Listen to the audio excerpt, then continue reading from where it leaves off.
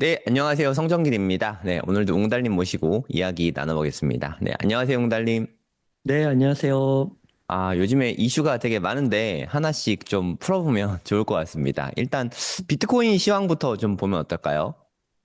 네, 그 비트코인 가격이 현재 봤을 때는 이제 6만 1,600달러로 어제랑 오늘 조금 반등을 했습니다. 근데 이제 뭐 제가 봤을 때는 아직은 뭐 상승이냐 뭐 이렇게 섣불리 판단하기에는 조금 어려울 것 같고요. 요 기술적 분석으로 봤을 때도 아직은 그냥 하락 추세에 있고 아직은 뭐 박스권 안에 갇혀 있는 정도. 그래서 조금 더 가격이 올라줘야 그때 방향성을 조금 그래도 바라볼 수 있지 않을까 그런 생각이 있습니다. 그래서 지금 이제 많이 나오는 이야기들이 한 그 7월에서 8월 정도에 한 번 더 리테스트, 바닥을 할 수 있다, 테스트를 할 수 있다, 이런 이야기들이 나오고 있거든요. 그래서 꼭 이게 뭐 7, 8월이 딱 뭐 7, 8월이다, 이렇게 딱 고정시켜 놓지는 마시고, 한 번 정도 더 하락 테스트를 할 수 있다라는 뷰가 조금 지대한 것 같아요. 그래서 뭐 연말 10월에서 뭐 12월 사이 그 전으로 해서 바닥을 한 번 더 테스트하고 그 다음에는 이제 패턴대로 상승으로 좀 가지 않겠느냐 그런 의견들이 좀 많이 나오고 있습니다. 7, 8월이면 1년이 약간 못 되는 정도네요. 네, 그렇죠. 근데 7, 8월을 하필 리테스트가 중요한가요? 아니면 뭐 7, 8월이 중요한 건가요? 이 의견에서. 네, 그 이제 그 여러 가지 이제 데이터를 종합했을 때 나오는 결론이기도 하고요.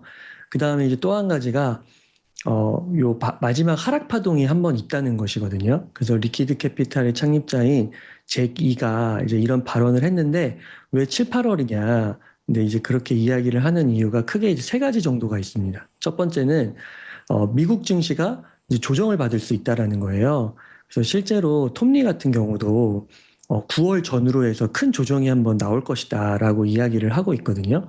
근데 그 이유가 이제 지금 미국 연준의 스탠스가 조금 긴축적으로 가지 않겠느냐라는 것입니다. 아무래도 CPI나 물가지수 이런 거를 봤을 때 아무래도 위험 자산인 비트코인을 더 가격을 바닥으로 더 끌어내리지 않겠느냐 그런 게 하나가 있고요. 그 다음에 이제 두 번째는 그래도 약간은 해소된 것 같지만 여전히 잔재하고 있는 것이 요 MSTR 스트래티지의 그 STRC 배당주 문제가 조금 있거든요. 그 가격이 지금 많이 떨어졌습니다. 100달러에서 80달러 근방까지 갔다가 지금 조금 회복을 했는데 아직도 90달러를 회복하지 못하고 있거든요.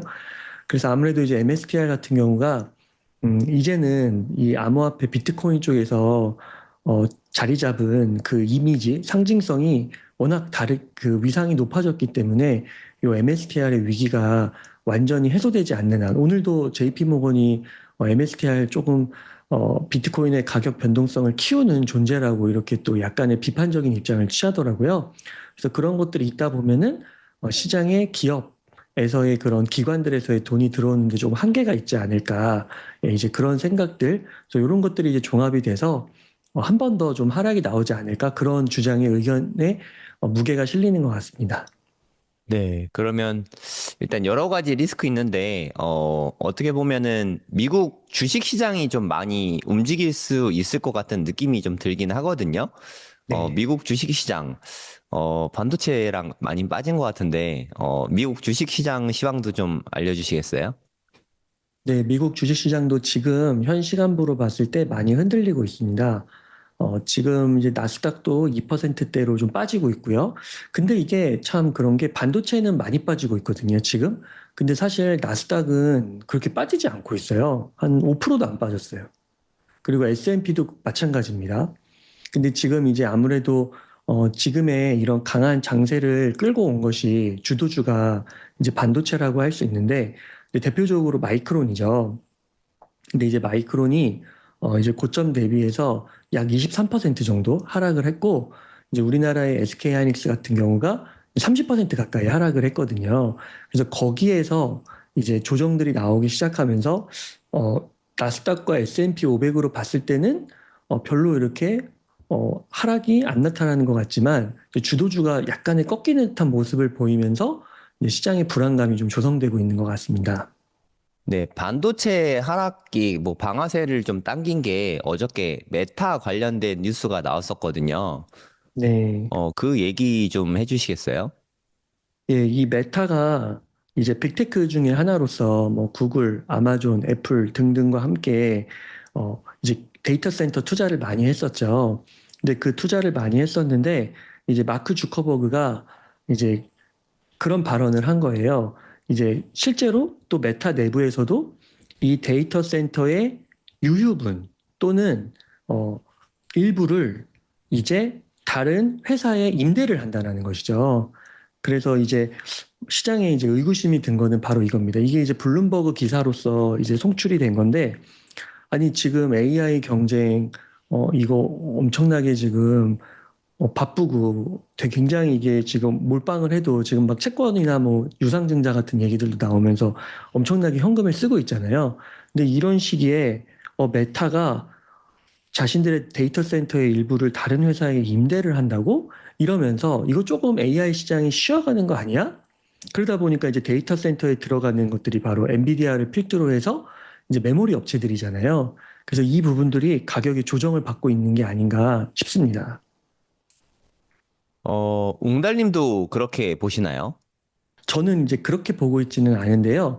한번 그 메타에서 이 어떻게 촉발된 이 이제 조정이요. 어제도 마이크론이 많이 빠지고 오늘도 많이 빠지고 있는데 그거를 다시 한번 좀 깊게 짚어보면은 이제 블룸버그 독점 보고를 통해서 이게 좀 알려진 건데요.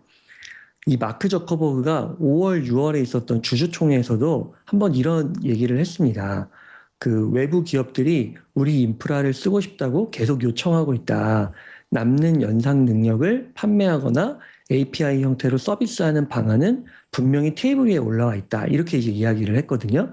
그래서 요때는 그냥 지나가는 말이겠지 해가지고 시장이 크게 반응하지 않았어요. 근데 7월 1일에 이제 블룸버그의 독점 보도가 나왔는데 실제로 이제 취재 기사가 나온 거예요. 그랬더니 실제로 내부 메타의 내부를 봤더니 메타 컴퓨터라는 내부 전담 조직을 꾸린 상태에서 외부에 유료로 판매하는 클라우드 사업을 본격적으로 설계 중이다. 그래서 이거가 이제 폭로가 된 거예요. 아, 그러면은 이게 진짜 슬쩍 그냥 지나가듯이 얘기한 게 아니라 실제로 이렇게 하는 거구나. 이제 이렇게 하면서 오히려 메타 주가는 올랐어요. 왜냐면은 메타에서 현금을 엄청나게 소진해가지고 데이터 센터를 건설을 했는데, 아, 그 돈이 이제 덜 들어가고 오히려 임대를 함으로써 돈을 벌린다는 거니까, 야, 이렇게 되면은 이제 돈 버는 거니까, 이제 메타 영업이익 올라가겠네 해가지고 장중에 최대한 9%까지 급등을 했거든요. 근데 이제 이 말은 어떻게 보면은 이제 반도체 및 기존 클라우드 기업들에게 있어서는 이렇게 남들에게 메타 정도가 빌려줄 정도면은 이제는 빅테크들의 투자가 끝나는 거 아니야? 캐펙스 투자가 줄어드는 거 아니야? 이제 끝물 아니야? 이러면서 이제 과잉 공급이 됐구나. 그러니까 일부를 빌려줄 수 있겠구나라고 해가지고 이제 마이크론, 뭐 SK 하이닉스, 삼성전자 할 것 없이 동반 추락이 나온 거죠. 근데 요거를 이제 조금만 더 살펴보니까 이제 제 견해는 그렇습니다. 첫 번째로는 우선 그러면 진짜로 캐펙스 투자가 줄고 있는지를 봐야 되는데 오히려 늘고 있어요. 그리고 두 번째로는 임대자원의 실체를 봤더니 최신 사양, 블랙엘 같은 것들은 해당이 안 되고요. 과거 A100이나 H100 같은 기존 구형 연상 라인을 임대해 줄 가능성이 그렇게 나오고 있는 겁니다. 그런데 이제 이런 주의사항은 있을 것 같아요. 이제 메타가 어떻게 보면은 자신들이 갖고 있는 그런 자원들, 그런 거를 효율적으로 사용하기 위해서 일부는 임대를 해서 이제 수입을 거두겠다라는 것이잖아요. 또 그렇게 해서 거둔 수입을 또 재투자하겠다라는 것이거든요. 그런데 이제 이런 모습을 보면서 애플이나 아마존이나 구글 같은 경쟁사들이 옆에서 보면서 야, 그럼 우리도 장비를 빌려주면 되는 거 아니야? 그래서 우리도 돈 벌면 되는 거 아니야? 일부만. 이렇게 하다 보면은 그래도 이게 약간의 속도 조절이 될 수가 있다라는 것이죠. 그래서 시장이 바라는 그 메모리 업체들의 그 이익이 늘어나는 속도가 조금 지체될 수 있지 않을까? 뭐 이렇게 해석이 되면서 조정을 받을 수는 있을 것 같아요. 그래서 요런 정도의 주의사항은 그래, 나름 뭐 합리적으로 받아들일 수 있을 것 같은데, 뭐 지금 피크아웃이 돼가지고 뭐 과잉 공급이고 이런 것들은 조금 섣부른 판단이 아닐까 싶습니다. 네, 저도 웅달님 말씀에 되게 동의를 하는 게 AI 데이터 센터가 수익률이 엄청 좋더라고요. 뭐 예를 네. 들어서 한 3천억 달러 들여서 AI 데이터 센터를 만약에 지으면 그걸 임대하면 1년 안에 3천억 달러를 다 뽑는데요. 그럼 그 네. 뒤에는 그럼 다 수익으로 나오거나 자기네들이 쓸 수 있는 거잖아요. 그러니까 이게 수익성이 우리가 해보니까 이거 우리만 쓸 게 아니라 막 지어가지고 임대하는 게 더 남는 장사인데 이게 좀 생긴 것 같아요, 내러티브가. 그게 오히려 장점인 게 뭐냐면 원래 이거 만들어서 우리가 다 써야지라고 생각하면 현금이 창출될 때까지 시간이 텀이 있을 수 있잖아요. 뭐 예를 들면 뭐 네. 5년이나 시간이 걸릴 수 있는데 이걸 바로 임대해주면 이게 완공되는 시점부터 1년이면 투자금 회수가 다 된다고 치면 오히려 그 4개 하이퍼스케일 업체들 있잖아요. 몽달님 말씀하셨던 뭐 MS나 아마존이나 구글이나 메타 이런 데들이 오히려 데이터 센터를 더 공격적으로 지을 것 같거든요. 제 생각에. 어, 그 오라클도 되게 공격적으로 짓고 막 그 이유가 이게 투자금 들어가는 거에 비해서 회수가 되게 빨리 되니까 그래서 무리하게 좀 돈을 땡겨서 좀 데이터 센터를 지어왔던 것 같거든요. 근데 그게 메타 빼고 사실 다 하고 있었어요. 하이퍼스케일 업체 중에서. 근데 메타도 이제 이게 돈 되는 걸 뻔히 보고 있는데 안 할 이유가 없잖아요. 네, 저는 그래서 당연한 것 같거든요. 제가 느끼기엔 저는 오히려 왜 메타는 이거 안 하지? 이거 돈 되는데? 라고 생각을 했었는데, 이게 바로 투자금 회수를 하면 오히려 자본 지출을 더 늘릴 가능성이 있다고 생각합니다. 제 개인적으로는. 그래서 지금 반도체가 떨어졌을 때 분할 매수하기에 더 좋은 시점이라고 생각하거든요. 저는 오히려. 네. 이거를 좀 위기가 좀 곧 기회가 될 수 있는 그런 타이밍일 수도 있을 것 같아요. 네. 그래서 뭐 여기서 약간 뭐 저희가 그동안 했던 얘기기도 하니까요. 조금 네. 과거 발언들을 말씀드려 보면은 저희가 이제 반도체도 주의 깊게 봐야 된다라고 말씀을 드렸고, 그다음에 지금 이제 가격이 결코 낮은 거는 아니니까요. 급등한 면이 있으니까 분할로 한 3년 정도 이렇게 생각하고 매수를 해가면은 좋을 것 같다라고 말씀을 드렸었잖아요. 네. 그래서 오히려 고점에 사도 또 성쌤께서 다 데이터로 보여주셨고 엔비디아 케이스도 말씀해 주시면서 고점에서 사도 장기적으로 분할 매수를 하면은 오히려 수익률이 더 좋을 수도 있잖아요. 떨어지면서 계속 수량을 늘려갈 수 있으니까요. 그래서 욕심부리지 않고 몰빵하지 않고 뭐 2배 레버리지나 빚을 끌어서 쓰지 않았으면은 오히려 지금 굉장히 좋은 기회가 온 것 같아요. 그리고 이제 저는 개인적으로 생각할 때는 지금 조정이 나왔지만 이 조정이 막 길어진다거나 아니면은 막 과거처럼 막 45%, 50%? 엔비디아는 막 60%까지도 빠졌었는데 그 정도 조정은 나올 것 같지가 않아요. 어느 정도 빠지면 이제 추가 매수 세력이 들어올 것 같거든요. 왜냐하면 실적에서 이미 검증이 됐다라고 보입니다. 그 다음 달에 이제 삼성전자랑 SK하이닉스 실적 발표도 할 거고 6월에는 마이크론이 실적 발표를 하면서 4분기가 3분기보다 더 좋다고 말을 했거든요. 그 CEO가요. 그래서 지금 조정은 오히려 저희 같이 이렇게 매주 이야기 나누고 이런 걸 좀 보신 분들은 조금 참고할 만한 도움되는 부분이 있지 않을까 생각합니다. 근데 반도체 쪽은 좀 재밌는 게요. 엔비디아도 그렇고, 이번에 마이크론 실적 발표도 그렇고, 실적을 발표하면 놀라울 정도로 너무 잘 나오잖아요, 사실. 네, 근데 그리고 하루 이틀 있으면 주가가 이렇게 말도 못하게 빠지거든요.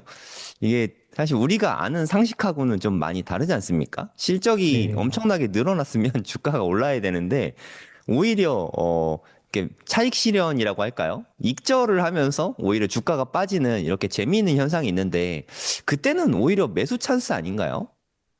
네, 저도 이제 그렇게 보는데, 그러니까 지금을 이제 해석하는 이유가 몇 가지가 있는데, 지금의 현상을 첫 번째는 우선은 그 총 통화량이 좀 부족한 것 같기도 해요. 워낙 기업들 음. 하나하나가 시가총액이 커져갔는데, 여기에 이제 시가총액 얘네들을 올리려면은 그만큼 돈이 어마어마하게 들어가야 옛날에는 뭐 1조일 때는 뭐 그 1조만 더 들어가면 2배가 되는 건데 지금은 5조니까요. 2배가 되려면은 5조가 더 들어가야 되잖아요.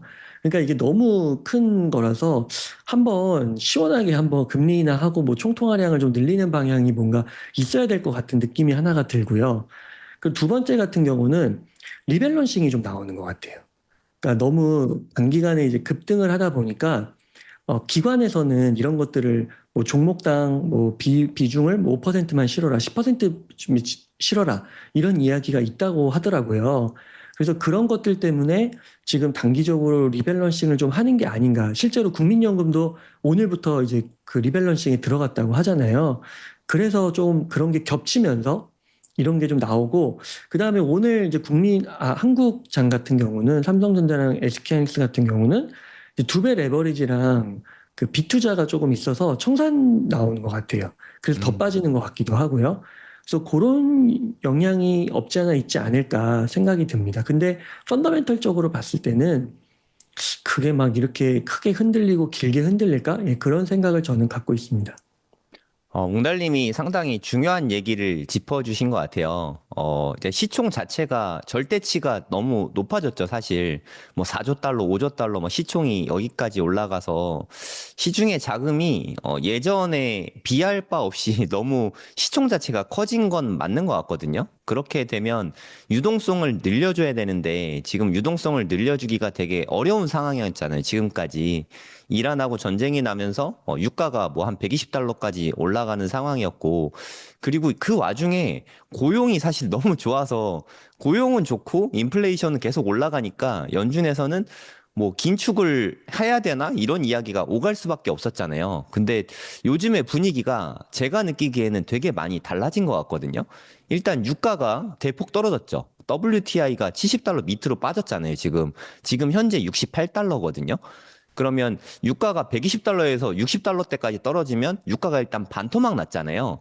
그러면 인플레이션 요소가 가장 큰 요소 중에 하나가 지금 좀 꺾이게 된 것 같고, 그 와중에 이번 주에 고용 발표가 어저께 됐는데 고용이 상당히 안 좋게 나왔습니다. 그럼 어, 인플레이션은 많이 떨어지고 고용도 안 좋게 나오면 금리 인상에 대한 압박은 일단은 없어진 것 같아요. 제가 느끼기에는 뭐 이게 시간이 좀 지나봐야 알겠지만, 그럼 만약에 올해는 좀 뭐 특별히 인하까진 안 하더라도 요 정도로 동결을 하고 내년부터 인상을 케비노 씨가 만약에 시작을 하면 그때부터는 유동성이 좀 많이 늘어나면서 시총도 좀 팍팍 커질 수 있는, 비트코인도 거기서 좀 영향을 받을 수 있지 않을까 생각하는데 유동성 확대에 대해서는 어떻게 보세요? 네, 그래서 그 부분이 참 어려운 것 같습니다. 지금 물가 부분이 그래도 아직 온전치 않은 것 같거든요. 그래서 그 실제로 페드 와치를 볼 때도 연내 두 번인가요? 제가 지난주까지는 두 번으로 확인을 했는데 최근에는 확인을 안 해봤는데 금리 인상이 있더라고요.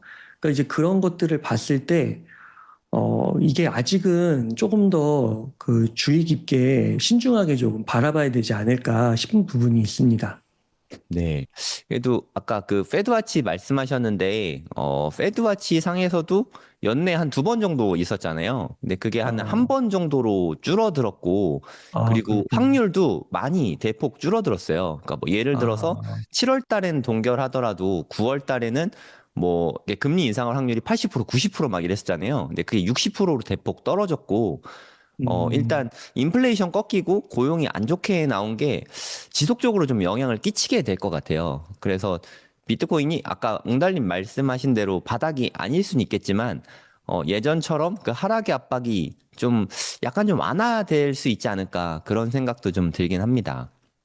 네, 뭐, 진짜 환율 예측이랑 금리 예측은 연준의 의사들도 모른다고 하잖아요. 연준 의장이나 그 이사들도 점도표 찍어도 그렇게 안 되고, 그래서 어렵다고 하는데, 만약에 이제 그렇게 된다면은 진짜 비트코인도 정말 사이클대로 연말이나 내년 초에 좋은 흐름 보이기 시작할 수 있을 것 같습니다.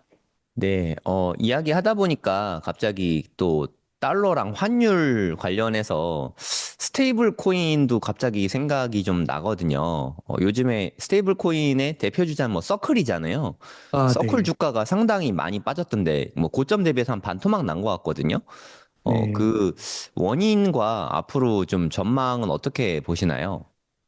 네, 결론부터 말씀드리면은 저는 서클을 되게 좋게 보는 사람이거든요. 근데 이제 제가 항상 말씀드렸던 게 뭐냐면은 실적이 안 나와요. 그래서 이런 주식들은 이제 미래의 성장 기대감이 너무나도 크기 때문에 어떤 작은 변수에도 가격이 출렁출렁 할 수 있다라는 것이죠. 그래서 이제 이런 주식에 투자하는 분들은, 주로 투자하는 분들은 적절하게 매도를 꼭 하라고 얘기를 많이 하십니다. 오르면은 이제 매도를 하라는 거죠. 그래서 이런 고변동성 자산은 투자하기가 참 어려운데, 그래서 우선 첫 번째로는 소액으로 좀 접근을 하셔야 되고, 그 다음에 계속해서 펀더멘털 체크를 하시면서 길게 보고 투자를 해야 된다라는 말씀을 드렸는데요. 저는 이제 기본적으로 스테이블 코인에 대한 투자는 지금 당장 이렇게 뭔가 바라볼 수 있는 건 아닌 것 같고, 29년, 30년까지 봐야 될 것 같아요. 그래서 시티은행이나 뭐 여러 이런 금융업체들의 이제 보고서에 의하면은 무려 12배의 시장이 커진다라고 얘기를 하고 있는 것도 있거든요. 최소 4배에서 12배? 그러면은 이 정도 성장은 반도체보다도 더 큰 겁니다. 그래서 앞으로 이게 어떻게 될지 저는 기대가 돼서 저는 이제 이런 스테이블 코인 시장을 밝게 보고 있고 거기에 이제 그 미국 규제에 충실한 USDC를 개인적으로는 좋게 보고 있습니다. 근데 이제 이렇게 가격이 하락한 이유는 뭐 첫 번째로 아까 말씀드린 대로 고변동성 자산이 갖고 있는 뭐 취약점이라고 할까요? 그런 요소가 하나 있다고 보이고요. 두 번째로는 정말 악재가 하나 나왔습니다. 그게 이제 뭐냐면 오픈 USD라고 해가지고 이제 오픈에 O만 따서 OUSD라고 이제 부르거든요. 이 OUSD가 이제 연말에 출시될 수 있다고 얘기를 한 거예요. 근데 이게 사실 스테이블 코인의 업체들을 보면은 되게 다양하게 있거든요. 뭐 리플도 있고, 그 다음에 페이팔도 있고 이렇거든요. 근데 그러면 오픈 USD도 뭐 그거 비슷한 거로서 뭐 새로 탄생한다는 거 아니야? 이러면은 크게 시장이 반응할 게 없는데 막 최근에 거의 한 막 15% 20% 왔다 갔다 한 이유가 뭐냐면은 이 오픈 USD에 참여한 업체들이 너무나도 대단했던 거예요. 전통, 뭐 신생 그런 거 상관없이 140여 개의 이런 굵직굵직한 기업들이 참여를 해서 여기에는 이제 비자, 뭐 마스터카드, 뭐 블랙로, 심지어 코인베이스까지. 코인베이스는 서클하고 파트너십을 맺어서 이 스테이블 코인 이익을 공유하고 있는데 그 코인베이스도 여기에 들어가서 이 오픈 USD를 이제 출시하겠다고 얘기를 한 거예요. 그럼 이렇게 되면은 이제 보통 이 스테이블 코인 시장은 이강 체제란 말이죠. 테더랑 USDC. 게다가 이제 테더는 아직 법적인 규제 부분에서 미약한 게 있기 때문에 거의 USDC 원탑이었는데 여기에 이제 강력한 경쟁자가 생긴 거 아니냐라는 것이죠. 그래서 이 희소성, 이 독점성 이런 것들이 좀 약해지면서 이 증시가 하락을 한 겁니다. 그래서 이런 부분들이 지금 현재 주가에 큰 영향을 미치지 않았나 싶습니다. 네. 근데 어떤 면에서 보면 웅달님이 아까 뭐 5년, 10년 안에 10배 이상으로 성장할 수 있는 시장이 스테이블 코인 시장이라고 말씀을 하셨잖아요. 근데 네, 이거를 테더와 서클만으로 그걸 다 커버하는 건 저는 불가능하다고 생각하거든요. 규모가 네, 10배가 되는데. 그럼 새로운 네, 신규 업체가 들어오는 게 전체 파이 자체가 커지는 거면 별 큰 영향이 네. 없을 수도 있는 거 아닌가요? 네, 그래서 저도 이제 그렇게 생각을 하고요. 오늘도 이제 보니까 서클 주가가 장중에 한 7, 8%까지도 오르더라고요. 그리고 이제, TD코인이라는 업체에서 또 이제 보고서를 냈는데 서클의 목표 주가를 한 190불 정도인가 그 정도까지 밝히면서 하향 조정하지 않는다 우리는 이제 그런 기대감에 여전히 낙관적으로 보고 있는 그런 보고서도 나오기도 했거든요. 근데 말씀하신 대로 이게 단기적으로는 굉장히 출렁출렁하고 이런 자산들은 투자하기가 어려운 것 같아요. 이제 실적이 안 나오니까요. 스페이스 X도 마찬가지잖아요. 그런데 이제 정말로 시장 규모가 앞으로 최소 한 6배, 요 3배에서 한 13배까지도 이제 성장을 한다고 하면 이 파이를 과연 어떤 한 업체가 독점을 할 수 있냐 이거죠. 그리고 오히려 이런 140여 개의 엄청난 연합군들이 모여서 오픈 USD, OUSD를 출시한 것 자체가 이 스테이블 콘 시장을 굉장히 좋게 보기 때문에 오히려 들어왔다라고도 해석할 수가 있는 것이죠. 그래서 이 펀더멘털을 조금 공부하시고 이해하신 분들이라면은 오히려 이런 저점, 지금 거의 뭐 $60 정도로 이렇게 하락을 했을 때는 거의 상장 가격이거든요. 예, 그래서 그럴 때 오히려 뭐 여유가 있으신 분들은 확실히 그리고 중장기적으로 밝게 보시는 분들은 오히려 좀 매수를 하지 않았을까. 근데 실제로 돈나무원이 그 캐시우드 그 누님의 그 아크 인베스트먼트에서는 서클 주식을 한 5만 주를 담았습니다. 2천억 정도를 샀고, 50억 정도를 샀고요. 그다음에 코인베이스도 한 35억 정도 이렇게 추가 매수를 했습니다. 음, 그럼 아크의 이런 매수 행보가 좀 어느 정도 바닥 근처에 있다. 이런 뷰라고 봐도 될까요? 코인베이스 아, 매수는 네. 특히나 암호화폐 시장이 앞으로 오를 여지가 많다. 이렇게 보고 있는 건 아닐까요? 네, 그렇게도 볼 수 있는데 제가 이제 한 몇 년 동안 이렇게 관찰해온 바로는 아크도 많이 틀리더라고요. 음, 네, 그리고 이제 근데 이런 것도 있어요. 아크는 이 서클이 그 처음에 상장을 했을 때 진짜 저가에 많이 샀고 추매까지 한 다음에 이 고점에서 기가 막히게 팔았거든요. 그래서 음, 여기에서 돈을 번 돈이 상당합니다. 그러니까 이제 그런 것까지도 있고 그다음에 물량을 전체를 다 판 게 아니거든요. 그래서 그런 점들까지 고려하면 이제 지금 신규 진입을 하는 분들하고는 좀 상황이 다른 거죠. 예, 이미 또 어느 정도 포지션을 갖고 있고요. 그래서 이제 그렇게 봤을 때는 저는 그래도 그 아크 인베스트먼트에서 계속 이 서클을 주시하면서 계속 팔로우업을 하면서 펀더멘털 체크하면서 이 정도 가격에서는 과감하게 추가 매수에 들어가도 된다. 저가 매수다라고 확신하고 들어간 게 아닌가 싶습니다. 네. 그러니까 코인베이스에 지금 투자를 한다고 말씀을 했는데 그 코인베이스 차트 좀 보여줄 수 있으세요? 네, 지금 차트를 보면 지금 어느 정도 좀 지지선이 좀 잡혀가고 있는 것 같아요. 여기 보면 지지선이 네 군데나 이렇게 저점이 찍혀 있잖아요. 네, 기술적 분석으로 봐서 뭐 물론 여기가 뚫리면 크게 빠질 수 있는 자리이긴 하지만 지금은 좀 뭐 모아갈 수 있는 자리일 수도 있는 거 아닌가 생각이 좀 들거든요. 아까 네, 말씀하셨지만 아크는 트레이딩을 많이 합니다. 장투도 좀 물론 하긴 하지만 전반적으로 가격이 오르면 되게 과감하게 다 팔아버리더라고요. 그렇게 좋다고 얘기하고 주가는 다 띄워놓은 다음에 주가 많이 음, 오르면 막상 본인들은 다 팔더라고요. 그런 걸 생각했을 때, 지금 좀 모았다가, 코인베이스도 좀 오르고 나면 매도를 하려고 하는 거 아닌가, 그런 생각도 좀 들긴 합니다. 여러 가지 지표로 봤을 때, 웅달님이 아까, 여름에 7, 8월에 저점일 가능성이 있다, 이런 말씀도 하셨잖아요. 뭐, 사이클 이론대로 하면, 뭐, 한 10월 정도 될 거고, 그래봤자 뭐, 다 한 3개월 이내에 다 일어날 일들이잖아요. 네, 지금은 좀, 암호화폐 쪽에 관심을 좀 가져도 좋을 것 같긴 한데, 네, 그 부분은 네, 어떻게 보세요? 네, 맞습니다. 그래서 저는 이런 말을 드리면은 이제 악플이 달릴 수도 있긴 한데 조금만 더 견디고 홀딩하고 지금까지 만약에 잘 버텨 오셨다면은 여기서 내리면은 정말 후회가 또 되실 수도 있을 것 같다는 생각을 해요. 그래서 조금만 더 이를 악물고 홀딩하고 인내하고 버텨보면 어떨까 싶거든요. 오히려 이제 좀 여유 자금이 있다면은 그렇다고 이제 너무 또 많이 담으시면 안 되겠죠. 감당 가능한 선에서 뭐 코인베이스도 좋고 뭐 MSTR도 좋고 뭐 비트코인도 좋고 조금씩 담아가면 좋지 않을까. 근데 이제 MSTR이나 코인베이스나 서클 같은 경우는 이게 워낙 지금 뭐 실적은 형편없기 때문에 변동성이 클 거예요. 그래서 만약에 비트코인이 여기서 한 번 더 하락하면 더 많이 빠질 수도 있겠죠. 그래서 비트코인 중심으로 뭐 조금씩 매수해 가는 거는 제가 이제 그렇게 하고 있거든요. 그거는 저는 괜찮다고 생각합니다. 네. MSTR도 말씀하셔서, MSTR이 최근에 정말 힘들었잖아요. 네. 저점이, 잠시만요. 네, 저점이 한 81불까지 빠졌던 것 같은데, 지금 그래도 100달러를 회복하긴 했네요. 가장 네. 큰 위기 상황은 좀 지나갔다고 봐도 되는지 어떻게 보십니까? 저는 MSTR은 아직은 더 지켜봐야 된다라고 보입니다. 왜냐면은 비트코인 자체가 아직 그 제가 보는 이제 기술적 분석으로는 비트코인도 아직 더 지켜봐야 된다고 보여요. 그래서 물론 가격이 올라오긴 했지만 아직 또 5만을 깨고 앞에 4만 6천, 이게 365주선을 봤을 때는 비트코인이 아직 4만 한 5천, 6천 가격대까지 떨어질 수가 있거든요.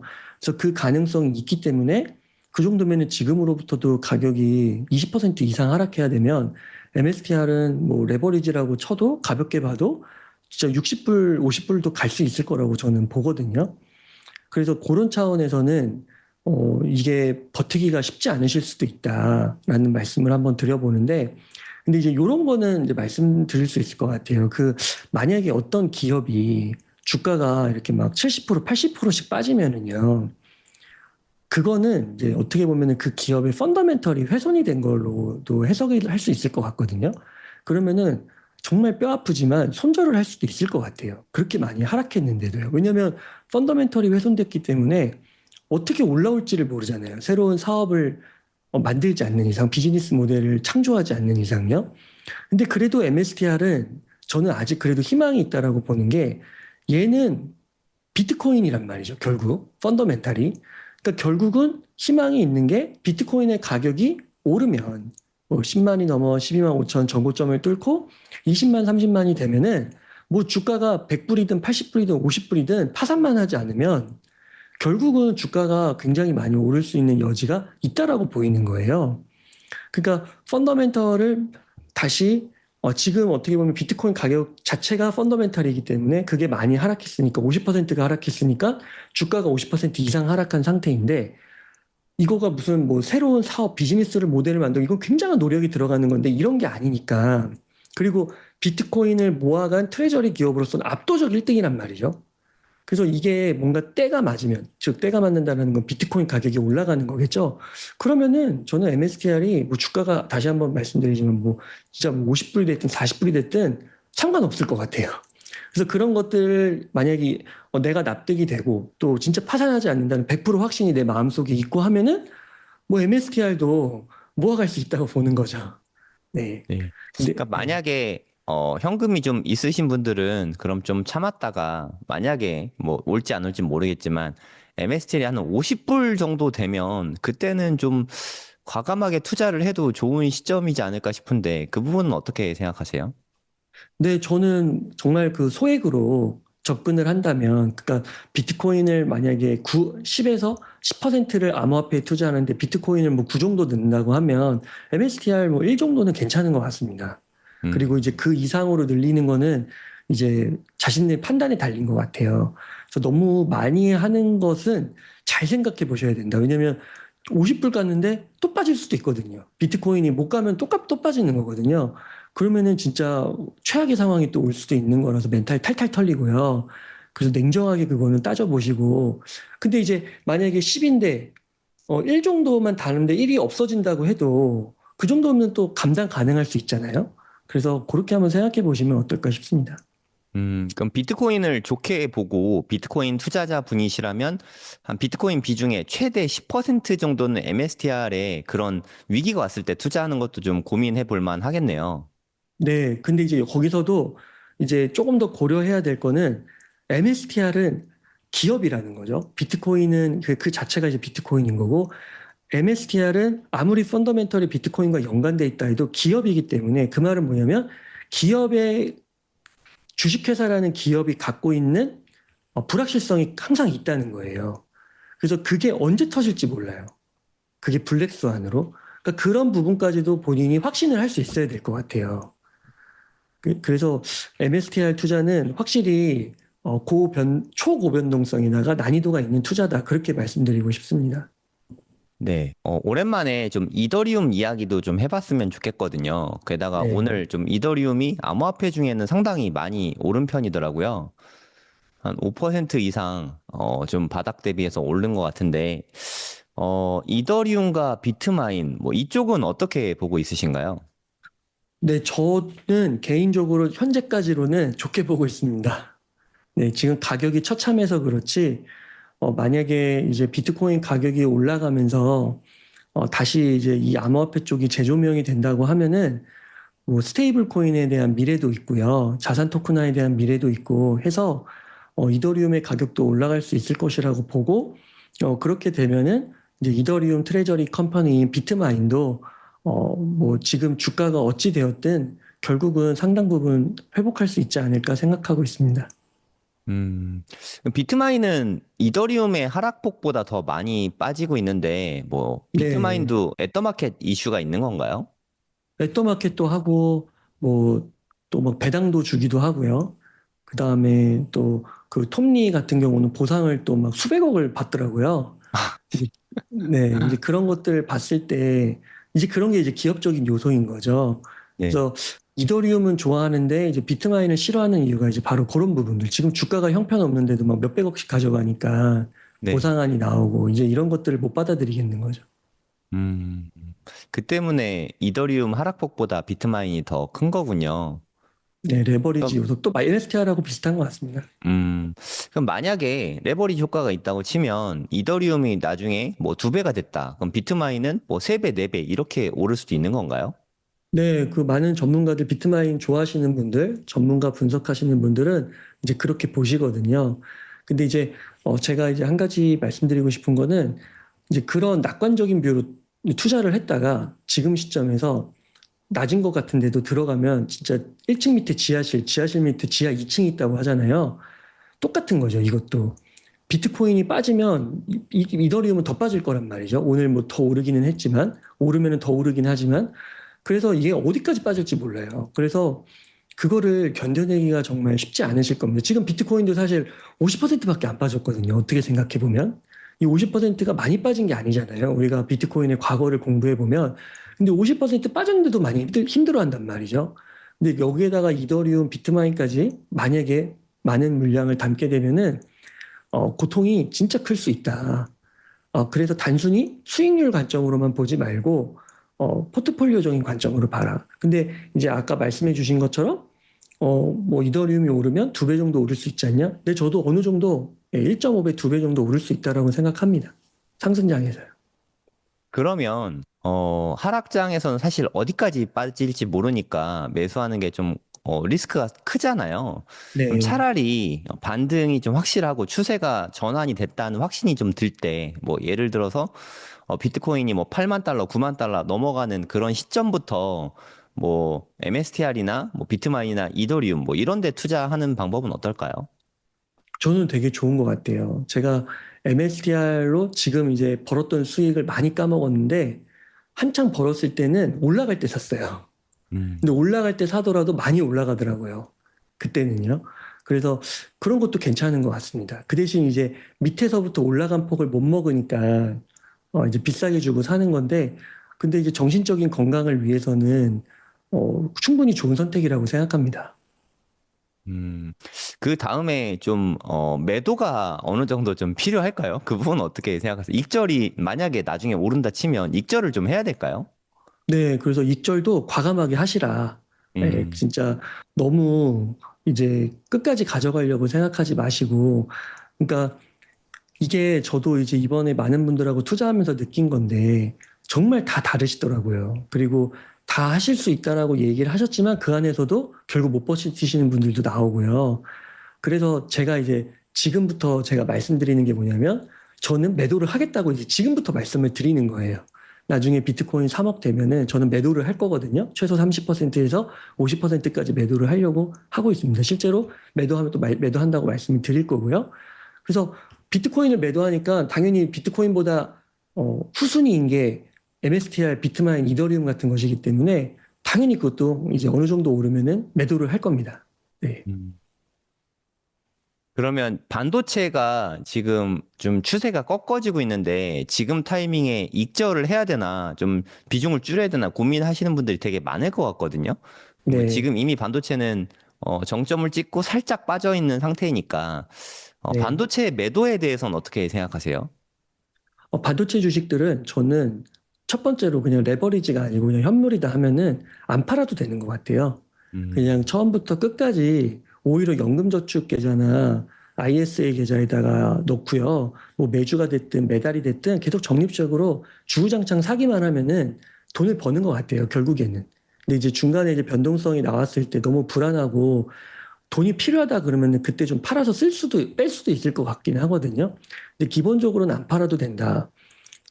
근데 이제 만약에 이제 단일 종목으로 좀 접근을 하면은 변동성이 조금 클 수 있잖아요. 그래서 그럴 때는 너무 욕심 부리지 마시고 많이 올랐으면은 팔아라. 근데 이제 저 개인적으로 저는 제가 이제 예를 들어 디램 ETF를 사는데 예를 들어서 뭐 1,000만 원을 사기로 했어요. 근데 아직 뭐 한 2, 30%밖에 못 산 거예요. 2, 300만 원. 그래서 제가 여기서 이제 수익률이 40%가 됐을 때, 아, 요거를 좀 팔까 생각하다가 안 팔았죠.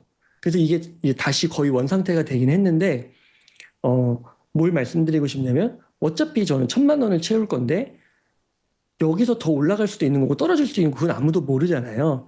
근데 저는 아직 뭐 70% 정도 더 살 수 있는 돈이 있었기 때문에 아 그냥 어차피 지금 갖고 있는 돈도 그렇게 큰 양도 아니고 팔아봤자 뭐 큰 돈도 아니고 그러니까 그냥 모아가자 생각해서 그냥 뒀거든요. 그래서 이제 그런 판단을 내렸던 거고요. 근데 이제 또 제가 갖고 있는 주식 하나가 있습니다. 근데 그거는 이제 한 40% 올랐고 이미 그 비중을 좀 넘어섰어요. 제가 투자한 금액에. 그거는 좀 과감하게 팔았습니다. 그래서 이게 또 종목마다 다르고 상황마다 다르고 여유 자금에 따라 또 다르고 그럴 것 같습니다. 음.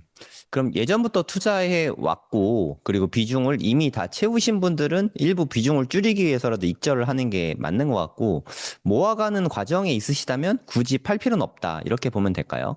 네, 저는 그렇게 생각합니다.